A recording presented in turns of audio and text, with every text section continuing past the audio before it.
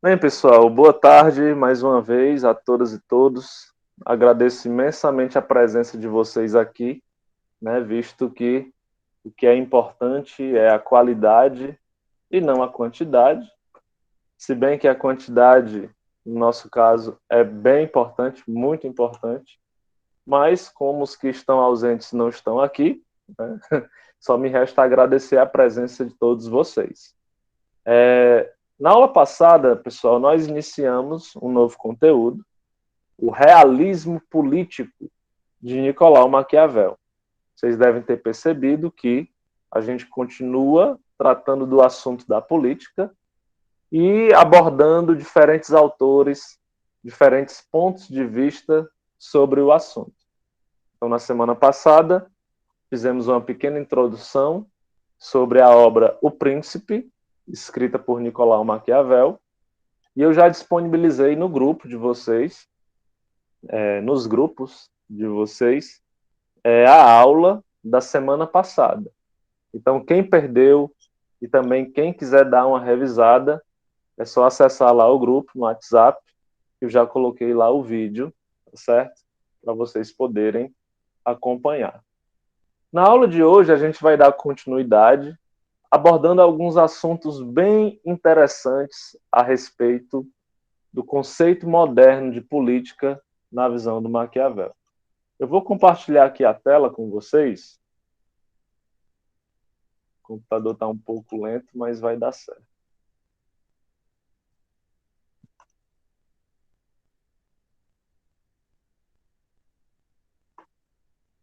Pronto, eu acho que vocês já conseguem ver aí. Então, só para relembrar um pouco daquilo que a gente conversou na nossa aula anterior, né, gente? A gente falou que o Maquiavel é um filósofo italiano que viveu aí basicamente a sua vida no século XVI, início do século XVI, na Itália, mais especificamente em Florença, e foi onde o Maquiavel se desenvolveu intelectualmente e também profissionalmente. Maquiavel ele era um autor que não só falava sobre a política, mas ele também era uma pessoa, um indivíduo que vivenciava a política na prática. Não era apenas um teórico, era um homem da prática. Afinal de contas, ocupava um cargo ali no Principado de Florença na época. Porém, devido à instabilidade política da época, Maquiavel ele perdeu o cargo, foi deposto, teve que ir para o exílio, né, teve que fugir para outro lugar. E foi exatamente nessa fuga que ele resolve escrever esse livro, que é um livro que assim perpassa gerações, fazem mais de 500 anos já, aproximadamente 500 anos da escrita do Príncipe, quase 500 anos, né? Eu acho que foi lançado em 1532, se eu não me engano, depois que o Maquiavel morre, né? Essa obra ela foi lançada póstumamente, mas as cartas que compõem esse livro ficaram muito conhecidas à época, porque era um costume enviar cartas para o príncipe. Maquiavel ele considerava que essas cartas fariam com que ele recuperasse o prestígio, recuperasse, tivesse o perdão, né?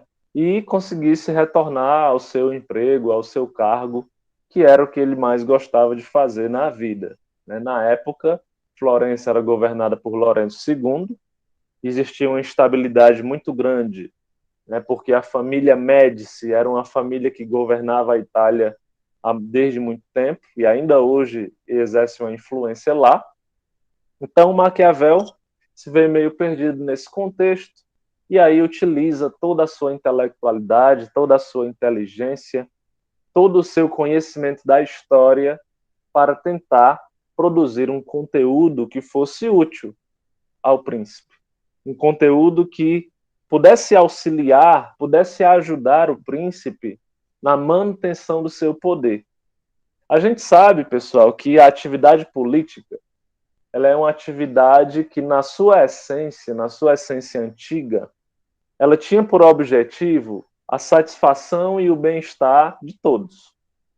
A gente não pode dizer que a política ela é uma atividade essencialmente do egoísmo, do roubo, da corrupção. Não. A política, na sua essência, ela tem por finalidade o bem-estar, a felicidade, o bem comum de todas as pessoas. Certo? Essa é a essência política que a gente encontra, por exemplo, lá em Platão e Aristóteles, né, na Atenas do período clássico. No entanto, a gente percebe que essa visão, essa essência, de maneira muito pequena, de uma maneira muito esporádica, ela se concretizou na realidade. A gente pega, ao longo da história, ao longo de civilizações diferentes, poucos povos conseguiram manter uma certa harmonia constante num espaço de tempo grande. Ao analisar a história, a gente percebe que existe muito mais uma inconstância, uma efervescência, do que esse ponto de vista linear da política.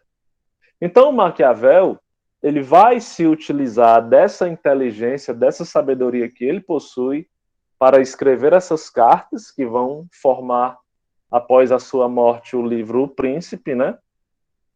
E dentro desse livro, a gente vai ter, como eu disse, muitos conselhos do que esse príncipe precisa fazer para manter o seu poder.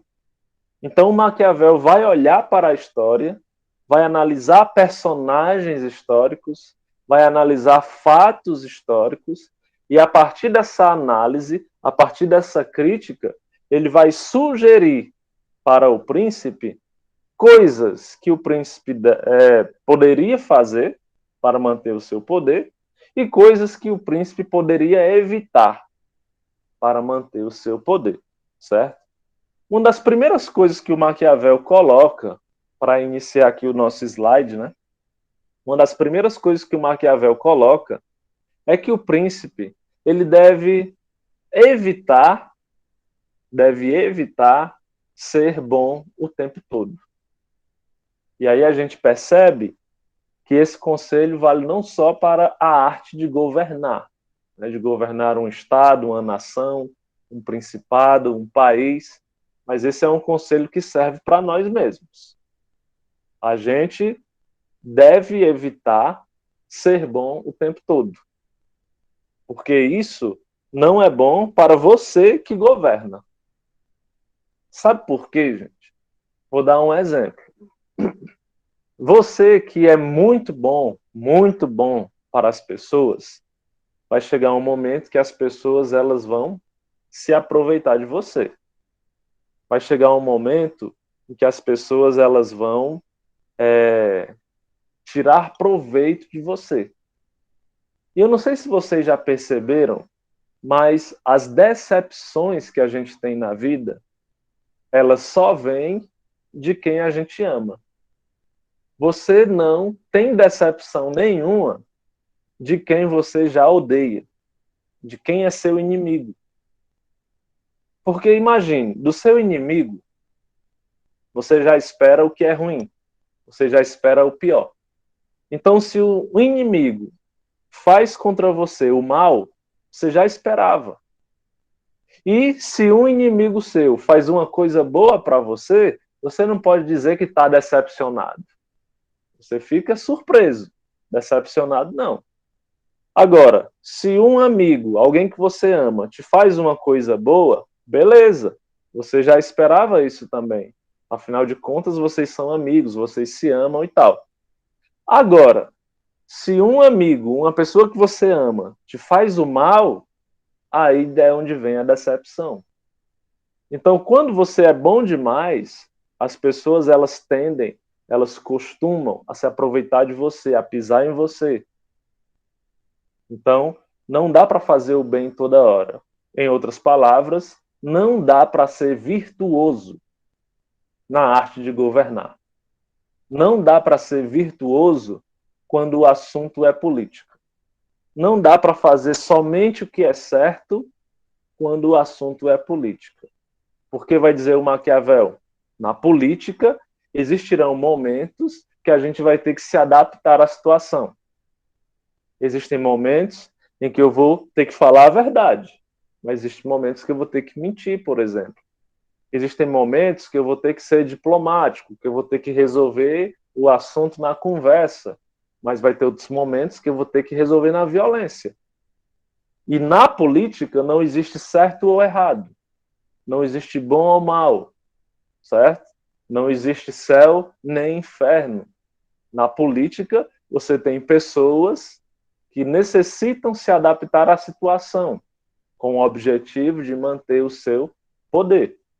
Então, para Maquiavel, o bom governante não é aquele bonzinho, não é aquele que busca o bem de todo mundo, não é aquele que procura a felicidade coletiva. O bom governante é aquele que possui a virtude, em latim, virtude. O que é a virtude? É a capacidade de se adaptar e tomar a melhor decisão em cada caso para a manutenção da ordem e também do poder. Então, você que é muito religioso, você que é certinho demais, você que tenta seguir, né, a ética, a virtude, nem pense em entrar na política. Nem pense. Porque se você entrar, você saberá, né, você em algum momento vai ter que quebrar isso que você acredita, certo? E aí, gente, o Maquiavel ele vai ser muito claro quando ele vai falar a respeito da religião. Para o Maquiavel, o príncipe, o governante, ele não deve ser um religioso. Por quê? Porque o Maquiavel era um defensor do Estado laico, religião no seu lado e política no seu campo, né?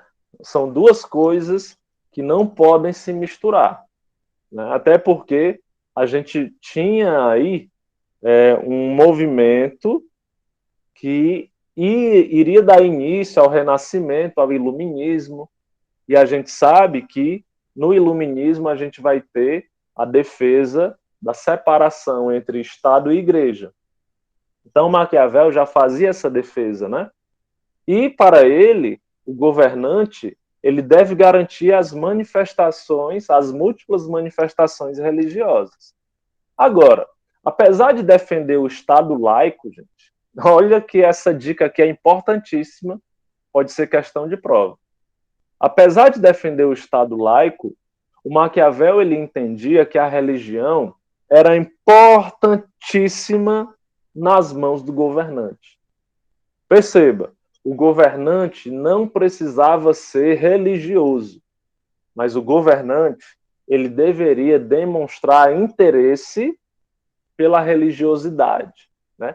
Ele não tinha que assumir uma religião, mas ele tinha que manter uma certa aparência de que era um cara religioso, sabe? Ele não deveria fazer a defesa pública da religião, mas ele deveria ter ali certas atitudes que as pessoas identificassem ele como um religioso. Por que o Maquiavel aconselhava o príncipe a fazer isso? Porque, segundo Maquiavel, a religião é uma forma muito interessante de dominar as pessoas.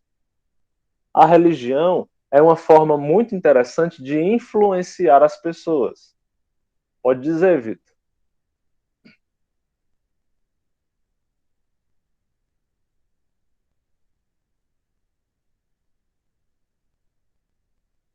Pode falar, homem.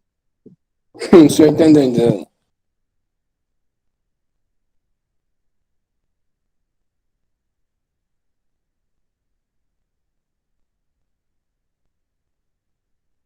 Tá escrevendo, né? Deixa eu ver aqui. Pois é quase isso, viu, Vitor? Porque o que ele está dizendo é o seguinte: o príncipe não precisa ser religioso. O que é que ele deve fazer? Deve manter uma aparência de religioso, justamente porque a religião é uma forma muito eficiente de influenciar as pessoas.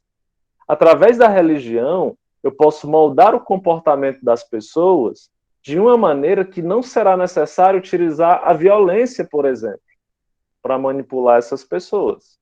Então, eu devo ter essa aparência. Eu não preciso acreditar em Deus, eu não preciso acreditar na família, eu não preciso acreditar nos mandamentos de Deus ou dos deuses, mas o que é que eu devo fazer? Eu devo manter uma aparência de que essas coisas são importantes. Mantendo essa aparência, eu vou ter uma quantidade muito significativa do povo nas minhas mãos enquanto governante. Beleza? Beleza, Vitor, tranquilo. Beleza, gente? Alguma dúvida? Alguma pergunta? Tá suave até aqui? Tá dando para entender. Beleza. Eu não sei, pessoal, se vocês já ouviram falar, é provável que sim, mas existe uma frase que ela geralmente é atribuída ao Maquiavel, que é essa aqui, ó. Os fins justificam os meios. Já ouviram falar nessa frase? Já, demais. Sim, né? Pronto. Existe, gente, um pequeno engano quando as pessoas dizem que essa frase é do Maquiavel. Essa frase não foi ele que escreveu, certo? Isso daqui já era um entendimento da época. Os fins justificarem os meios já era algo comum que as pessoas falavam na época. Por que que dizem que essa frase é do Maquiavel? Porque essa frase, ela é o resumo, a gente pode dizer assim, ela é o resumo dos ensinamentos contidos no livro O Príncipe. Se você ler O Príncipe todinho, da primeira à última página, e quisesse resumir o livro inteiro em uma frase, seria essa frase. Então, essa frase, os fins justificam os meios, é atribuída ao Maquiavel porque ela representa os ensinamentos contidos no livro dele. Mas se você procurar ela dentro do livro, você não vai achar, tá bom? E o que é que essa frase, pessoal? Tentando pensar aqui um pouco, né? Analisando a frase, analisando cada palavra. O que é que vocês acham que essa frase indica? O que é que ela significa? Os fins justificam os meios. O que é que essa frase quer dizer? Alguém arrisca aí? Gostaria de falar? Vendo esse slide, eu acho que é tipo uma pessoa pode matar outra em alguma ocasião, ou um policial pode dar um tiro em outra pessoa em alguma ocasião, em alguns casos, tipo numa troca de tiro, tal assim. Acho que é tipo assim, se um objetivo maior foi alcançado, não importa qual foi o meio que foi usado para ser alcançado, em prol do benefício de uma maioria ou então como é que chama? Um objetivo maior que vá beneficiar. Exatamente, gente. Parece que vocês andaram lendo Maquiavel antes dessa aula, viu? O Thales tocou no. E o Cauã, e você também, Luciano, tocaram num ponto muito interessante. Porque o Maquiavel, vamos relembrar, o Maquiavel, ele é um pensador realista. Então, todas as vezes que o Maquiavel ele diz alguma coisa, não é que ele queira que a pessoa faça aquilo. Ele está fazendo uma descrição do real a partir de fatos históricos. Ele está fazendo uma constatação. Então, os fins justificam os meios é uma constatação. Ele percebe que acontece isso no mundo, na realidade. E o que é que ele percebe? Exatamente isso que vocês falaram. Que os indivíduos não medem as consequências quando eles querem alcançar um objetivo. Não importa, né?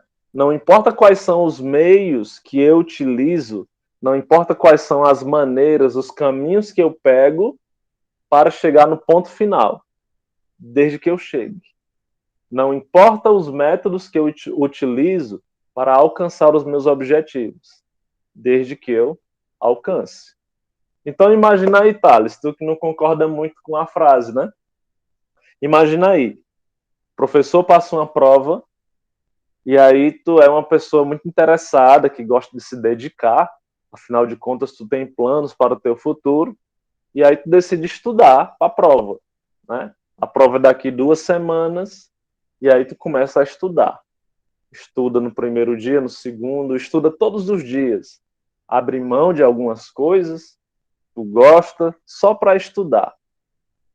Chega no dia da prova, tá muito confiante, e aí tu chega lá, tem uma pessoa sentada do teu lado, um colega, e aí esse colega começa a te cutucar. Assim, ei, mano, passar as respostas aí.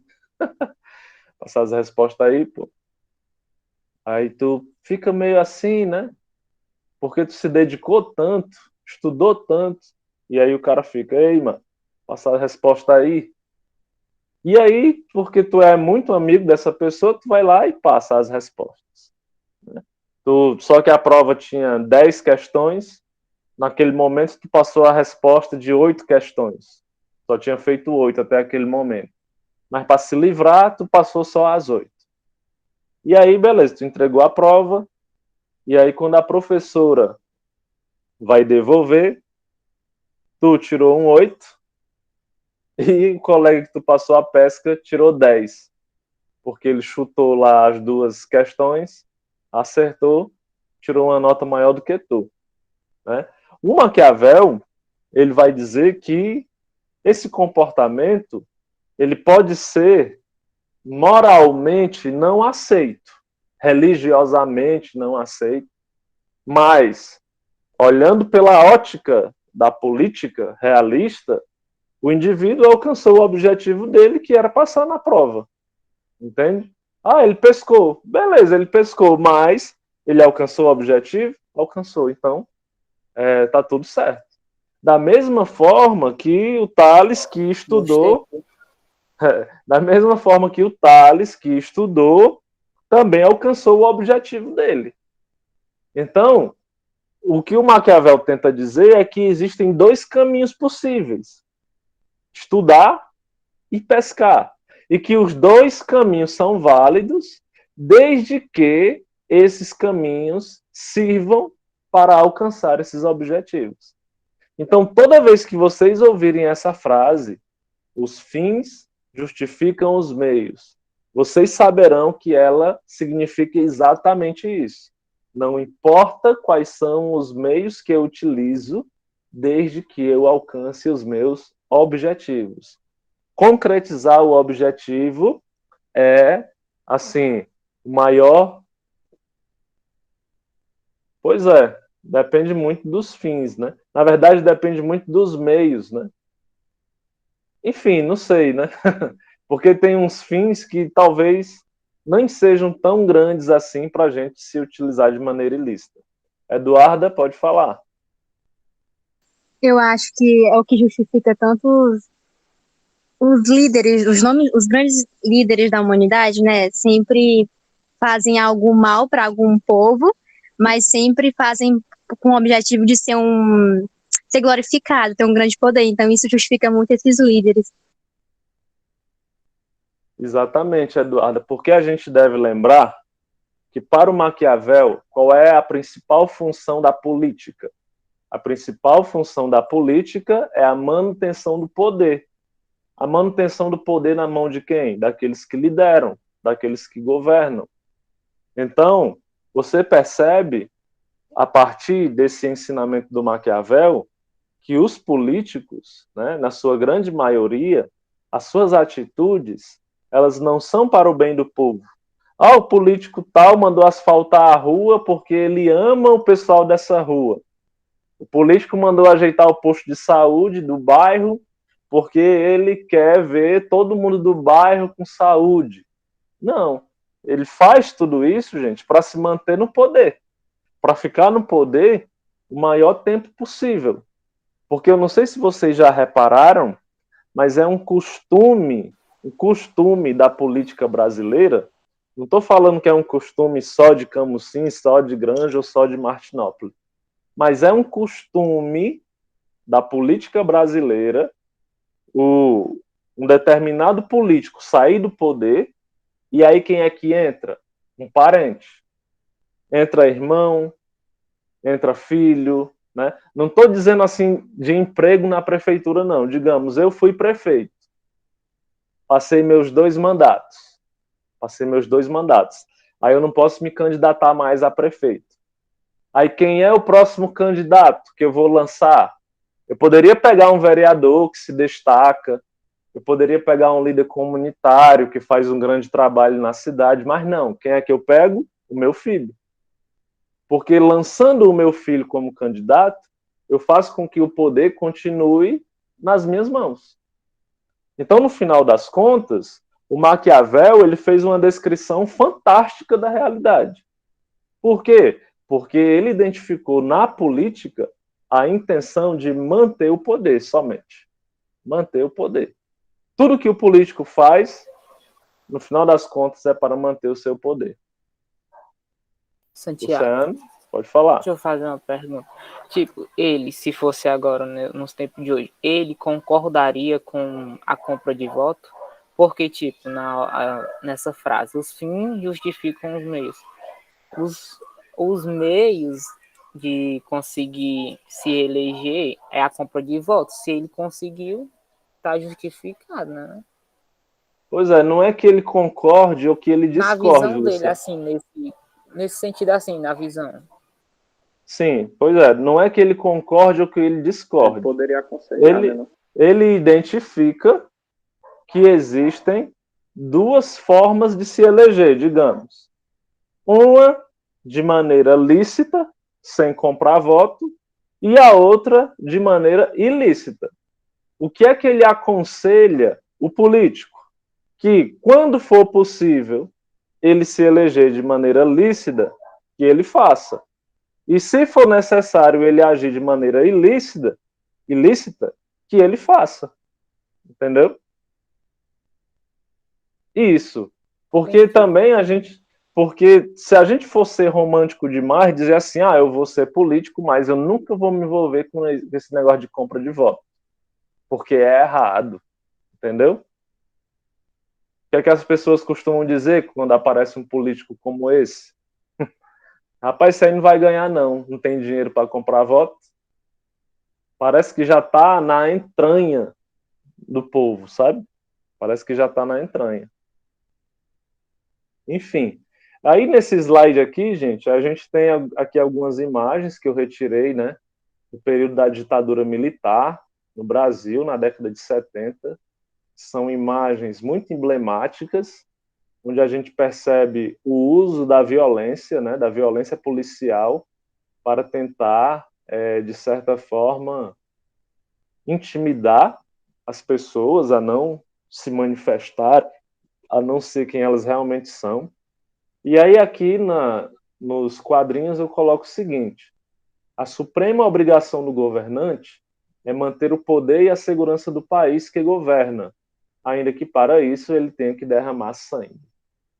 Não importa o que o governante faça em seus domínios, desde que seja para manter-se com autoridade. Vou ver aqui as perguntas que vocês estão botando no chat. Não, viu, Thales? Ele não era a favor da ditadura, não. A gente vai chegar depois, acredito que na próxima aula, num ponto em que ele vai deixar isso mais ou menos subentendido, porque, assim, para o Maquiavel, o príncipe ele deve evitar o ódio do povo.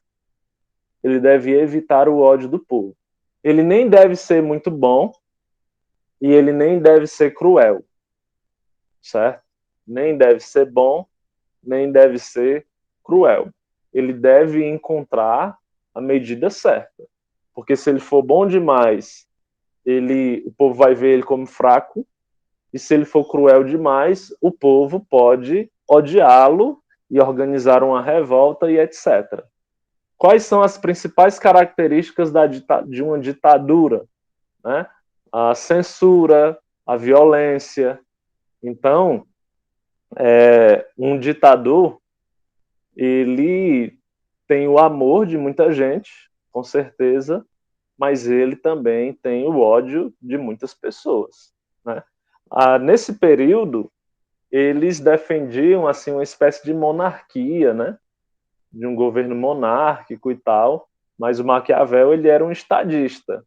Ele era alguém assim que defendia uma espécie de transição entre essa monarquia e um governo parlamentarista, né? Mas a ditadura, gente, ela nunca foi boa para ninguém, a não ser para o próprio ditador, né? Enfim.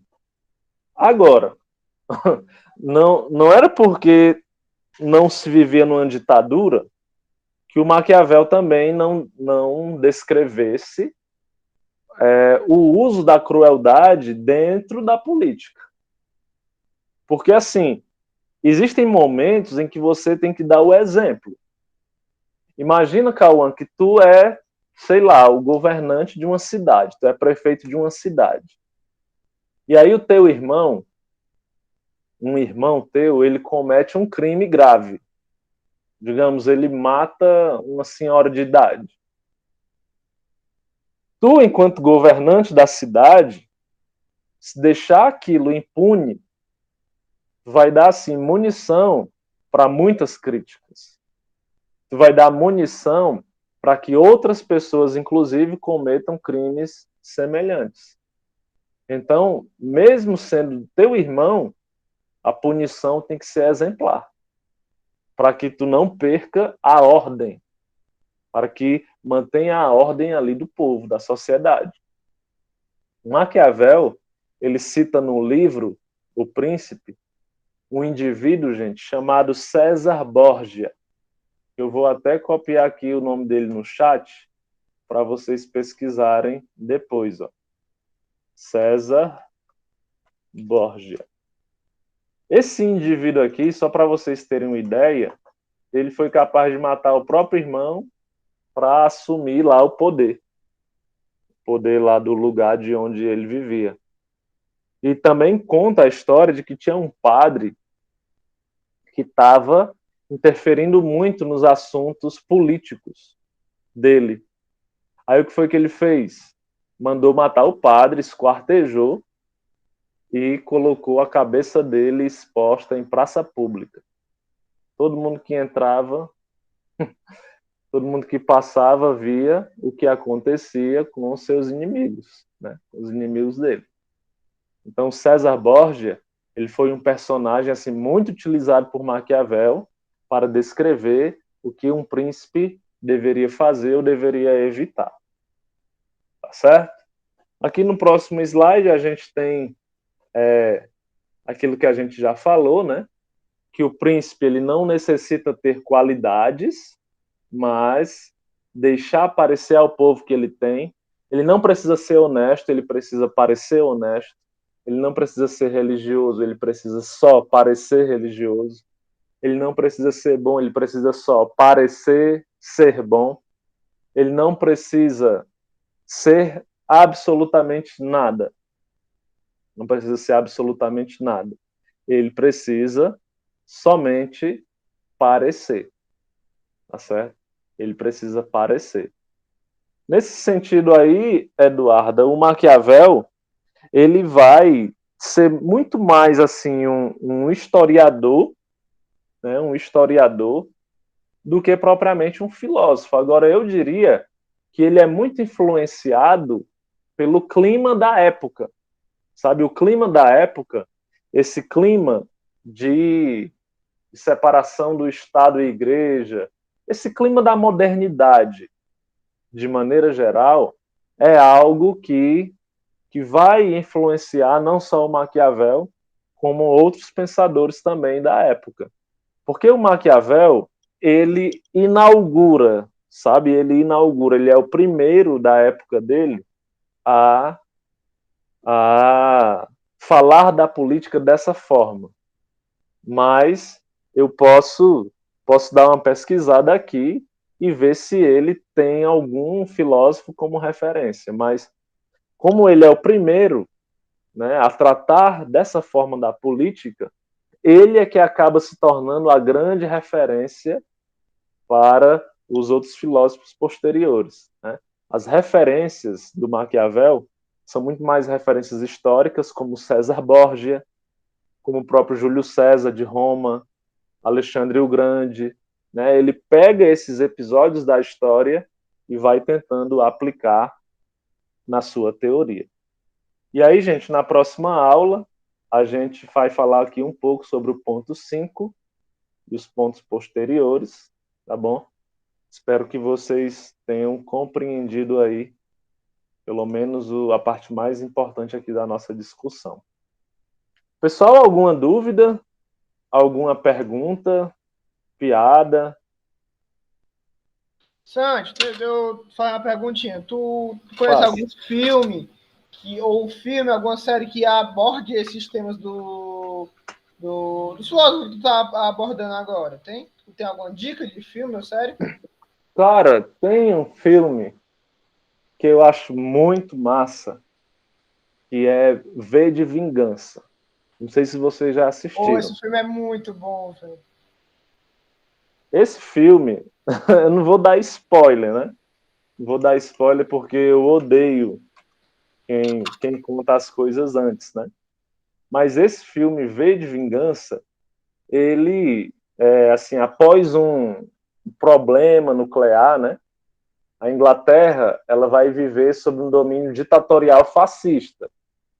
E aí o Estado controla a mídia, controla a liberdade do povo, né? Por meio de uma polícia secreta e tal.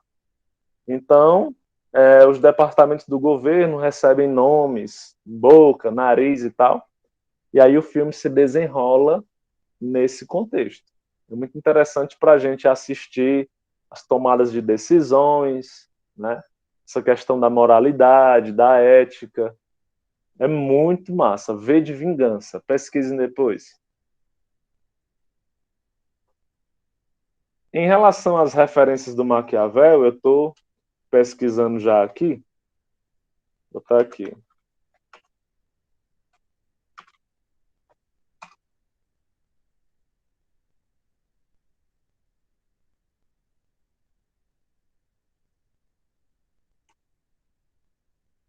Como eu estou dizendo, ele é que acaba sendo a referência, né?